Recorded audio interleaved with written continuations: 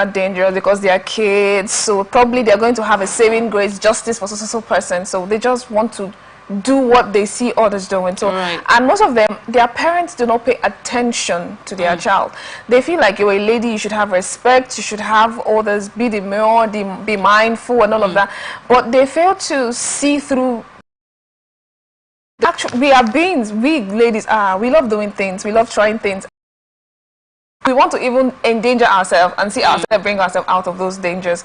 So I think the parents are not paying attention to the girl.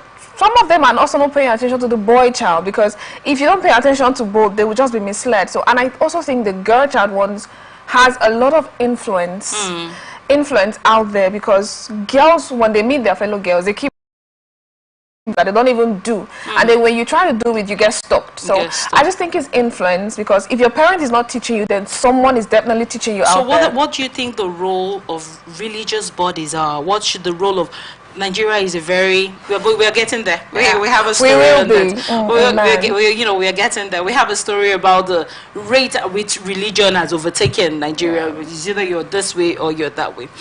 What are your thoughts on the role of churches in places of religious worship, as it were, to inculcate values in the life of these children? How do you think these organizations can come in, to teaching and training these children how to care for themselves, how to protect themselves against such harm, how to love themselves enough not to travel to see strangers they know nothing about?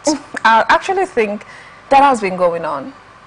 Yeah, I actually think they've been taught that. Even if not from their parents, they've heard it somehow, somewhere on the internet. They will hear it, they will see it, but I just don't know how people turn blind eyes to things that are harmful to them.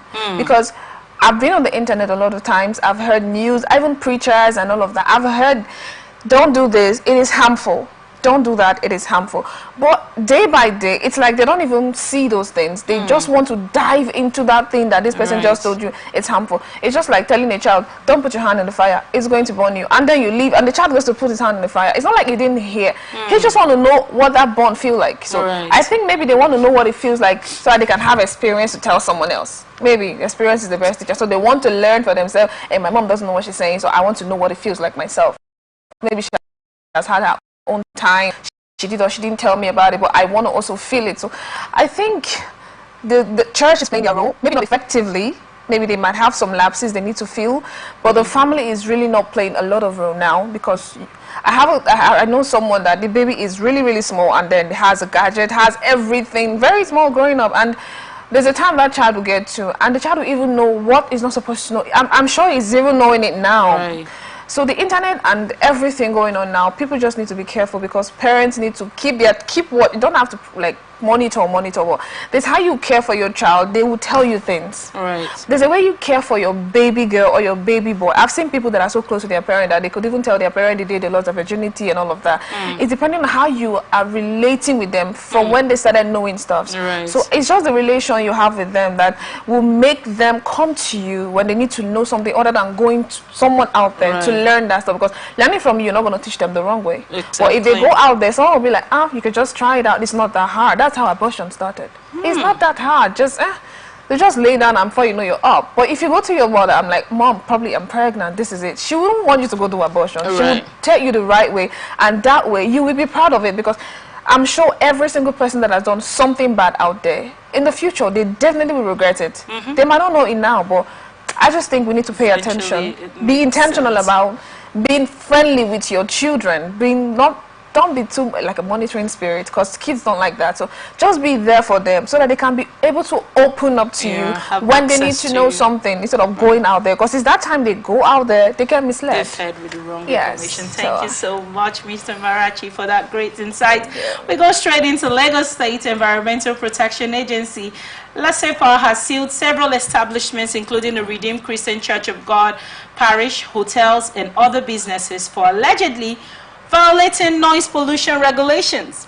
The enforcement operation carried out in Mushi, Amuwo, Odofin, and Okota, Isolo was part of LASEPA's ongoing efforts to promote a healthier and more sustainable environment in Lagos.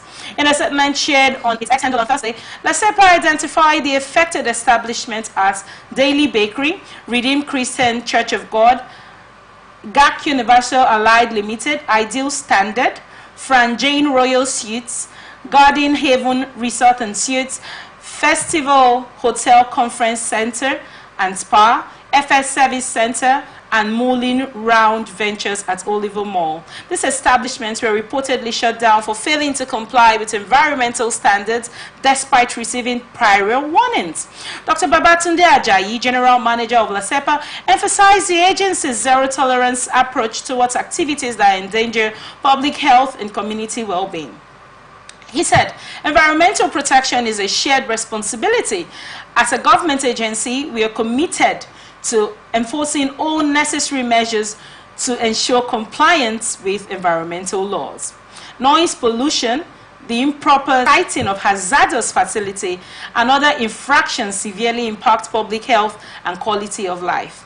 We urge businesses and individuals to prioritize compliance and adopt sustainable practices, Ajayi said. He further encouraged Lagosians to report environmental violations through LASEPA's official channels, highlighting the importance of collective action in safeguarding the environment. Mr. Marachi, you know that these churches, they are 10 miles from each other. Before you move from 1 mile, actually, there's a plaza opposite my house, and in that plaza, there are 2 churches. Yeah. Now, the music, the music is clash on Sunday. Now I'll be like, so which one am I supposed to dance to? Now I'm back from my own church, but these churches, this is going on. What are your thoughts on noise pollution as regards to churches and, you know, as supposes environmental hazards? I actually think it's beyond what we say. It's beyond what we do, because apart from, let's say, churches, yeah, of course. Like, I know of Redeemed Church, they have this 5 minutes kind of vision whereby you build a church 5 minutes from, like, I think 5 minutes drive or 5 minutes walkway. So I just know, like, the words, if you go to Abba, because see, a building has like 10 churches, like a story building, like have different churches, and then you're coming down from yours, you're entering another church. Wow. You have to pass through another church before you come down. So it's actually stressful, truth be told. I know that we serve a living God, we love Jesus, and we want to go to church. That's why I respect some churches that go to places that are not where people actually live to build a church, because it could be noisy, actually, truth be told. It could be noisy. I go to church, I love God with all my life, but I wouldn't understand why people would want to just, some of them, they do program like every day. We haven't even got into the night vigils. They do program like every day. That's what I like. My church and other churches that I've been to, they have specific time to do what they want to do, knowing that you're staying where people are living, people are sleeping, kids are there, and some mothers just gave birth and their baby didn't let them rest throughout the day, and the baby wants to sleep at night, and then you're still there doing your stuff, and then the baby wakes up again and the mother is stressed out. So it actually affects people's mental health sometimes. I know they might not see it as bad. They'll be like, people need to know about God. People need to love God. I love God too, but I just think there's a way they could do it. There's a way they can make the sound, compress the sound. Like having there are churches that you could pad the walls. Right. They pad their walls, and then it's like the sound is in there. When you come outside, you don't hear it. Once you just jam the door, you don't hear it from outside. You know, for how much as it is, not many churches can afford. Yeah, true. Right, not many churches can afford. What are your thoughts on some form of sanction where churches and, you know, clubs, because clubs, you go to GRA, I don't know how people over there sleep. Right?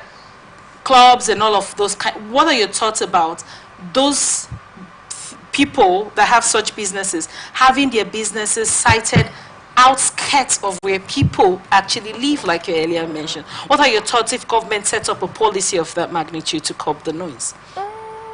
It's actually a good thing if government does that, like we said, because it's actually going to help a lot of people. It's going to help. There's this serenity. People like me, I love a quiet place. I love when I want to sleep, I sleep. When I'm in church, I know I'm in church. When I'm in my house, I know I'm in my house. And my house, there are no churches, so it's like quiet, and it gives me this time to think. Most people don't think in rowdy areas, in crowded places. So if it's possible and the government could give these businesses a place that is not close to, it could be like you know, there are these plazas where just business are there. So the church could just be there. Like the one I'm talking about. It's a plaza. There are businesses. No, there's one at the right. There's one at the left. At least there are no people living there. That's what I mean. There could be places that... I live just behind. Oh, wow. I live just behind. Great. So the music is on me. If it's going to be possible, it will be a very good idea, because I know church is something we want. We all want. Of course, we all want to be. We want to be close to God. Right. Personally, I'm both in church. For me, I don't have an issue if they are close to me, but lots of people have that challenge of... Most of them, they could have insomnia because of that. They can't sleep, and then they probably fall into one sick kind of mental state. For some of these churches, right? Yeah. They don't have a closing time. Like the vigil or the you want daytime. But personally, from my experience, I want to relate with what is going on. Okay. As regards to, it will soon be time for the church to be over. Then the church doesn't get over. Maybe it seems like everybody has gone, but someone is out there playing the drums. Oh, right. Now, when the whole drums, I don't know if there's an extra thing they have going on. You see the 9 vigils, it's constant. Oh, really? It's constant. Okay. Now, you have that like almost every Friday. It's hard. Right now, let's move slightly away from the noise pollution with the clubs and the churches, and let's talk about, look at it from the perspective of eateries. I don't know if anybody is aware of, I don't know if you've recently passed by Genesis. Which of them? The one at location. Yeah, I just passed that. Do you perceive the stuff? The food? Not the food. Oh, what? There is a smell. Oh. I don't know what causes like that. The air pollution kind of thing. Do you think this sort of sanction that is happening in Lagos can as well be passed down to other businesses in Port Harcourt? It should, because I've actually heard of a story where there's a company that has it produce stuff, and then there's this kind of, they have their, it's up of the building, but it shoots out dirt, like dark smoke, so it makes people sick. And some of them, it doesn't shoot out that stuff, but there is this weird smell that it could give you a running stomach. So I think if the government should pay attention to that, it will really help, because most of those things, naturally, it can affect a particular person's health. I could be very healthy. Right. I could be very healthy, but there are people that have those internal just like in the time of suits. Yeah, and like the time we had corona, you can imagine, they say corona is like malaria. So if you have malaria at that time that corona is there, they might think it's corona. So I might have a particular ailment in me, and with that smoke or that smell, it could affect and now aggravate the whole thing. So I think the government should pay attention to having them stay or do their whole production stuff outside where people are staying too, because kids are growing. They could it could affect their brain, it could affect maybe their breath, it could just affect their heart. So lots of things, like the air is already polluted. Our air is literally polluted. So it's only God that keeps saving us day by day from all these hazardous things we keep perceiving. The dust, now we're in Harmattan period. The dust are literally coming off the ground. So having you produce all those stuffs and then joined with the dust, and then our air when they were even doing this fire stuff. So it's we are already we need having a polluted air. So adding those. Yours to it is just out of it. It's just too much. Businesses should be more thoughtful of people that live around. Moving on to our next question, discuss real quick. Bauchi State Police Command have arrested 4 people in connection with the death of a 2-year-old girl in Ningi local government area of the state. She was reported to have been raped to death. Among those arrested are the child's 17-year-old mother, Laratu Sela, and 23-year-old father, Abubakar Usman, along with a chemist who provided initial medical aid and a relative who assisted in transporting the child's remains to her father. Spokesman of the command, Ahmed Waki, confirmed the arrests, which he said were made after investigations led to the arrest of the suspects, who are currently helping to unravel circumstances surrounding the incident. Waki added that the command is also investigating an alleged case of rape connected to the death, as a medical doctor at the Ningis General Hospital confirmed signs of sexual assault on the deceased child. ATM recalls that the corpse of a 2-year-old girl was found wrapped in clothes and dumped within the premises of a mosque in an area known as Newada in Ningi, headquarters of Ningi local government, 2 days ago. The cases of rape these days, it's become an epidemic, as it were. It's a constant.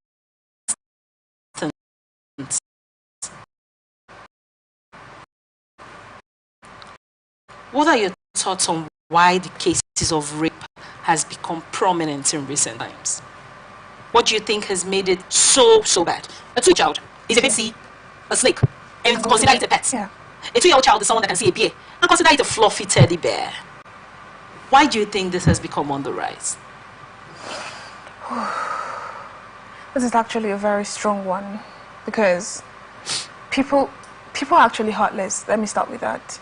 We are growing to be people without heart. We are growing to become animals because I can't even wrap my head around the reason why a mature 17, what's the age of the person again?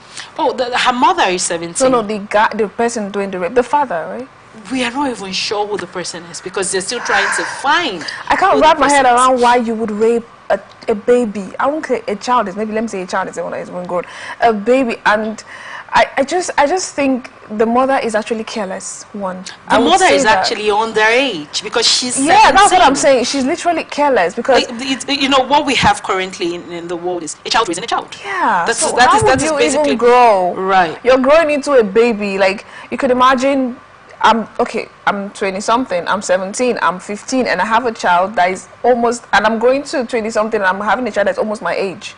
Like they see me and they're like, oh, this is your sister, hi. I'm like, no, that's my child. And you're like, oh wow, I had no idea. Meaning that you had that child when you were very, very small. So the rape is scary. Now I go through the internet and you're like, you're seeing a baby that they just born today, raped, a pregnant woman that just delivered, they raped her. I'm like, what are we turning into? We're becoming literal animals because she has a husband, I don't know if they're married, 21 years old, and she's 17, and they have a child. Where were they? Exactly the question. Where exactly? Where were you? You have a 2-year-old not supposed to be left on your own. Like you literally have to be on the watch of your parents 24/7. So where were you till the rape was started? It was finished. The child died. Where were you? Where exactly was that girl? I won't say a woman because she's still growing. We have laws and lots of stuff going on in Nigeria. Everybody is busy. We have a Ministry of Women and Children Affairs.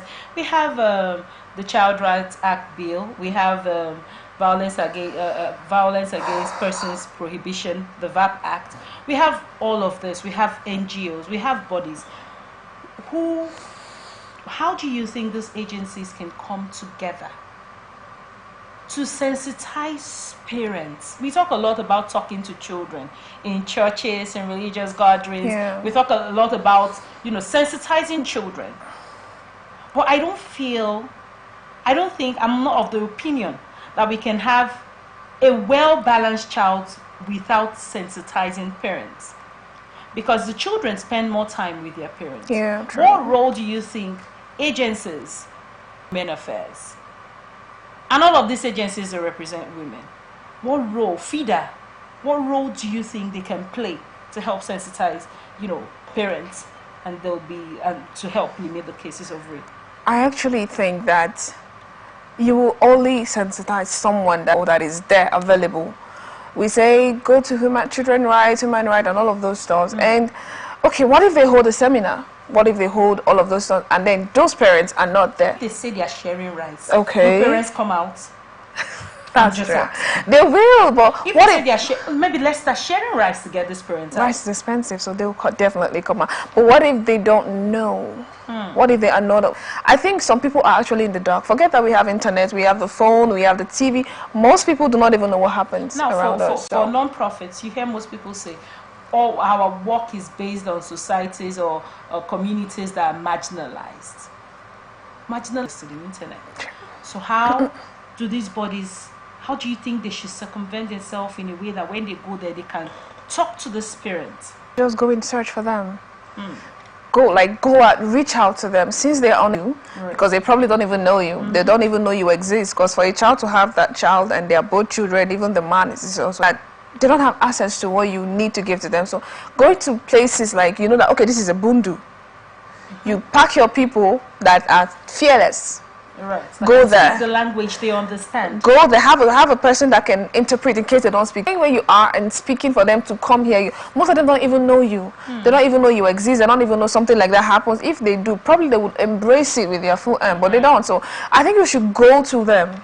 Go and search for them. There are areas that are so bad, but people don't even know about it. People are suffering. Kids are giving birth to kids, and those kids are also actually do the work. Okay. How do you think government should set policies in a way that embraces more with people with proofs of having done these jobs, right, out of pocket, and fund them? What are your thoughts on that as regards to, instead of government picking out organizations and saying, okay, we funded these organizations, and pick the ones that actually do the groundwork? I actually think they need to go, like, just like there are people out there that do the work. So I think there are people that are willing to do these things, but they do not have enough resources to do them. So what the government needs to do is find them out and empower them.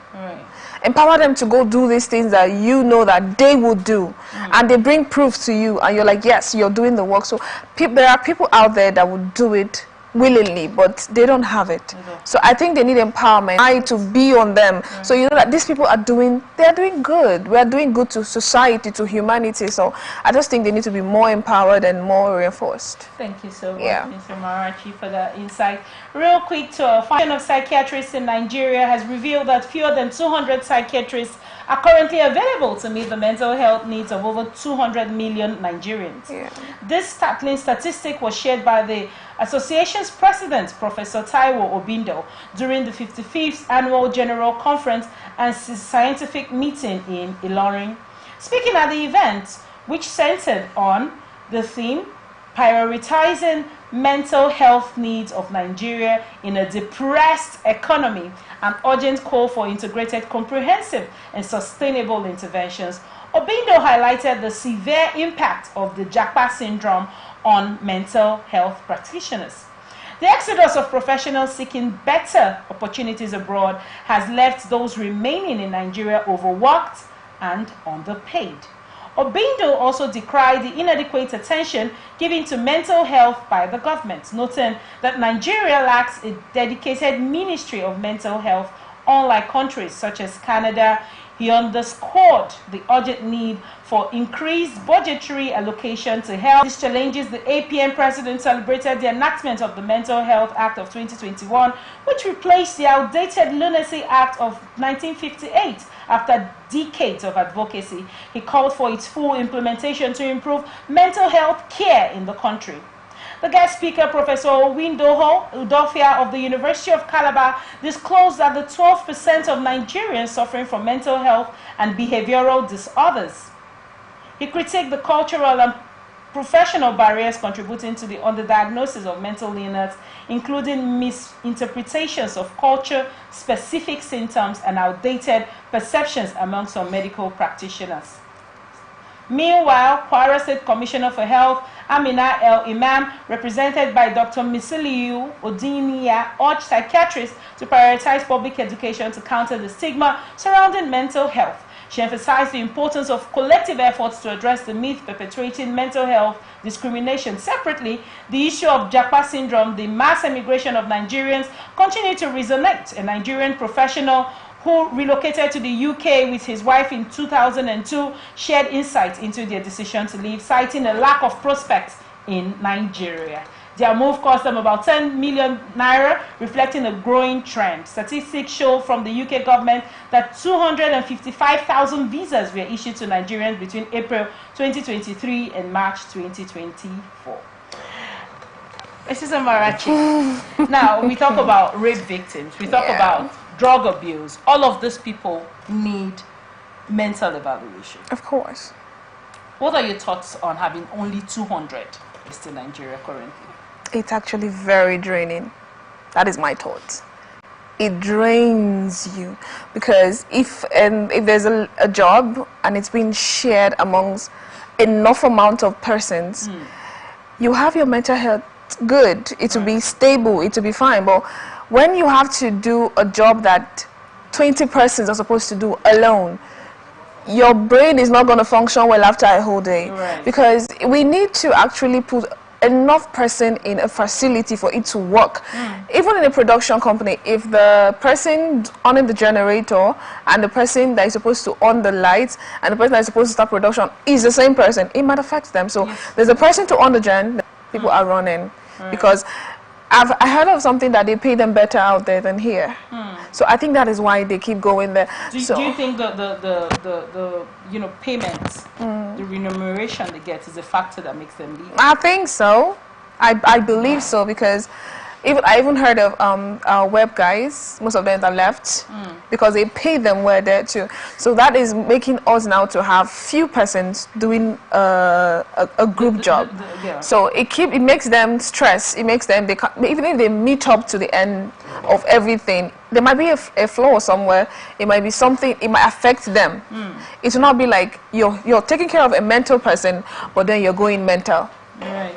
Yeah, you're taking care of someone that is mental, and then you yourself, well. We're supposed to be like 10 to lift something, and then we are just like two lifting it. It's going to be very stressful. What do you think, like, of medical practitioners, how do you think they can fix it? One of it is pay them well. Right. If it's the government that pays them, then pay them well. Give them a good amount of money for what they do. And also put an awareness out there that so persons are needed and will be paid very well. So that's the thing. Put an awareness out there that we need so person, number of persons, and they will be greatly appreciated for their job, because people are leaving, and the more they leave, the lesser they are to take care of those persons. And the lesser they are to take care of those persons, the more mad people we have. Because if I'm taking care of someone that is not well, and then me, I'm not also okay, it's going to stress me. It's like both of us, we need help. The person I'm taking care of and we both need help. So thank you so much, Mr. Marachi. This has been an interesting session. This is where we wrap it up on this episode of Atlantic Society Watch. I'm really grateful, Mrs. Donald, that you joined us today, and I love the beautiful insights you dropped in on the show.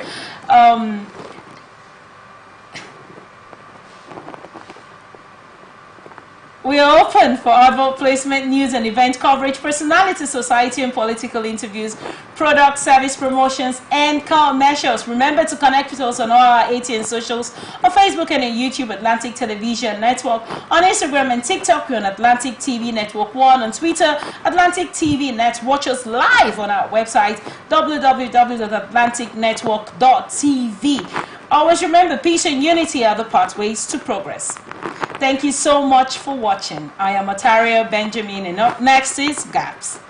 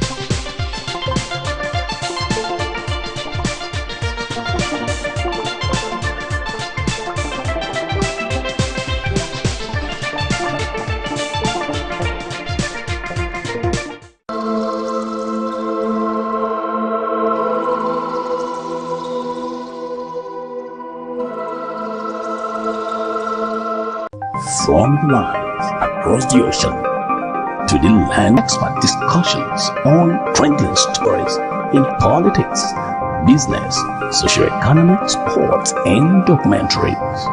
So catch all the updates on the happenings around the globe. Stay focused on the fact today, only on ATN.